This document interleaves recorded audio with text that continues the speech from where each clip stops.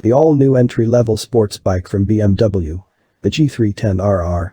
Powered by a 313cc single-cylinder, liquid-cooled engine which makes 34 PS at 9,500 RPM and 27.3 Nm of torque at 7,500 RPM, mated to a 6-speed transmission with assist and slipper clutch.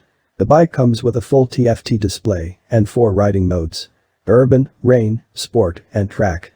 The bike also gets turn-by-turn navigation, a bi-directional quick shifter, ride-by-wire throttle and traction control. It's equipped with Showa's USD forks at the front and a monoshock at the rear with preload adjustability. For brakes, a 300mm front rotor and a 240mm disc in the rear. The bike is sold in 2 variants. RR priced at 2.85 lakh rupees and RR Style Sport priced at 2.99 lakhs.